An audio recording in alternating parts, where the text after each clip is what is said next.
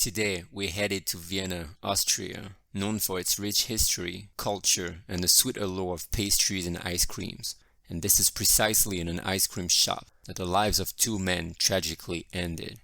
Estibaliz Carranza, the daughter of a Mexican journalist, was forced to flee her birth country with a family after armed men burst into their home and smashed it up. Living in Spain as a political refugee, she excelled in school and graduated with top honors from a university. Her journey to Europe was filled with hopes, dreams, and aspirations, much like any immigrant seeking a new life. An entrepreneur at heart, she chose to step into the world of gastronomy, operating an ice cream parlor. To outsiders, Carranza epitomized the modern European woman, independent, business savvy, and integral to a community. But personal relationships were her Achilles heel. Marrying young, she found herself entangled with Holger Holz. Back in 2008, when Holz refused to move out after the divorce that year, she shot him in the head 3 times with a .22 caliber Beretta while he was working at his computer.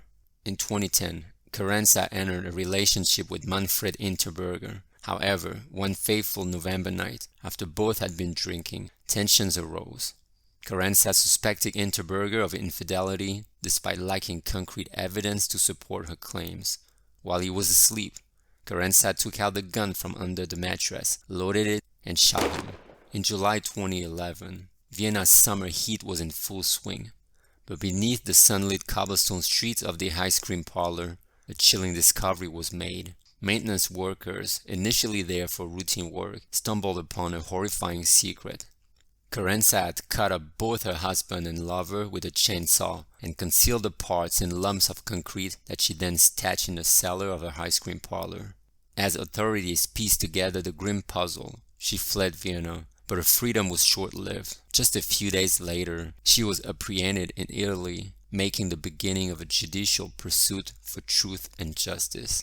Estibaliz Carranza's case is a complex one, and while we cannot offer a detailed psychiatric evaluation, several factors and insights can be drawn from available information. Both of her victims were men she had close romantic relationships with. Trouble in interpersonal relationships, especially when marked by physical or emotional abuse, can sometimes lead individuals to commit acts of violence. It's possible that accumulated tensions, betrayals, or disagreements pushed Carranza to the edge. A psychiatric report commissioned by the court said that Carranza was dangerous and was like a princess who just wants to be rescued by her man. During a trial, a court-appointed psychiatrist diagnosed Carranza with a severe personality disorder. Such disorders can affect how a person thinks, perceives situations, relates to others, and controls their emotions. In Carranza's case, her inability to manage impulses and emotions might have played a significant role in her actions. Based on details from the case, there might have been a desire for control or dominance in her relationships. The act of killing can sometimes be seen by perpetrators as an ultimate form of control over another person's life.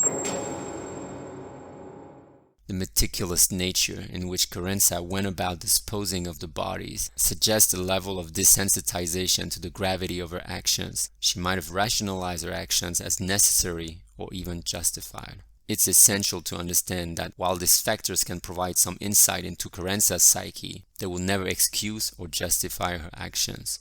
In the wake of such a gruesome discovery, Vienna was abuzz with questions. How could this have happened right under everyone's nose? And more importantly, why?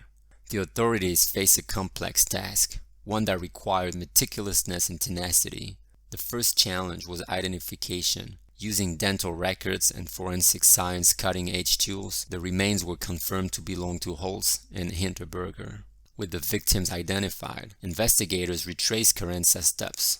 They soon realized she hadn't acted alone in disposing of the bodies. Equipment rentals and purchases, including concrete mixers and other tools, were made to assist in her grim task. Every transaction, every lead, painted a clearer picture of a calculated attempt to erase any traces of her actions.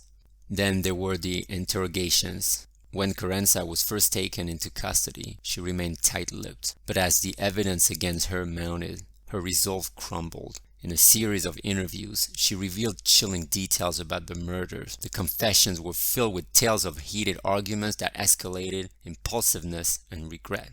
In 2012, Carranza's trial started. Media flocked, their lenses fixated on the ice cream parlor owner turned accused murderer, each waiting for the gavel to declare the commencement. At the outset, Carranza's confession cast a formidable shadow on the proceedings. The defense knew they were up against a wall of evidence and a series of chilling testimonies. Several witnesses took the stand, neighbors, friends, even some unsuspecting customers of the ice cream parlor. Their accounts provided a juxtaposed image, one of a businesswoman, friendly and jovial, and the other, a woman capable of the inconceivable. It involved a PowerPoint presentation by a court-appointed medical expert of photos of the sawn-off heads and other body parts of the victims. Yet, the most awaited moment was when Carranza herself took the stand. With a mix of remorse and detachment, she recounted the events leading to the two murders. The courtroom was in pin-drop silence, hanging on to her every word.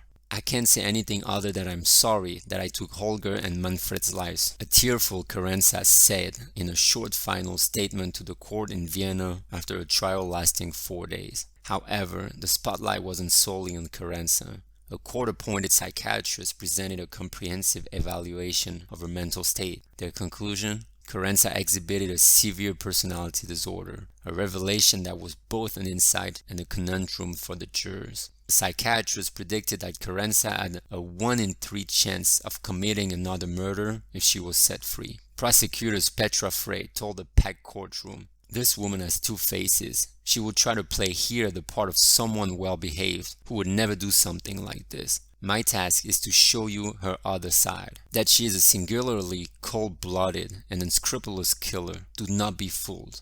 After days of deliberation, the moment of reckoning arrived. In November 2012, Estibaliz Carranza was found guilty and sentenced to life imprisonment. However, given her mental health conditions, she wouldn't be in a conventional prison. Instead, she was to be housed in a secure psychiatric institution, where the lines between punishment and treatment blur.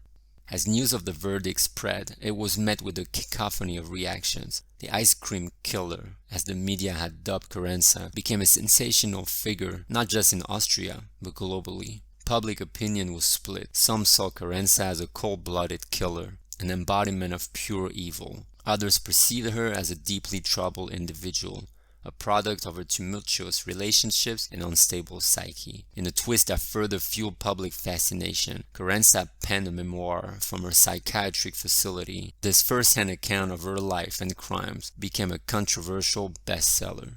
This case is a sobering reminder that sometimes the most profound mysteries, the most harrowing tales, aren't hidden in far-off lands or cloaked in legends. They reside right next door, in the alleys we walk daily, and in the faces we pass by without a second thought. Thank you for joining us today on Casual Evil. Until next time, stay safe and keep seeking the truth.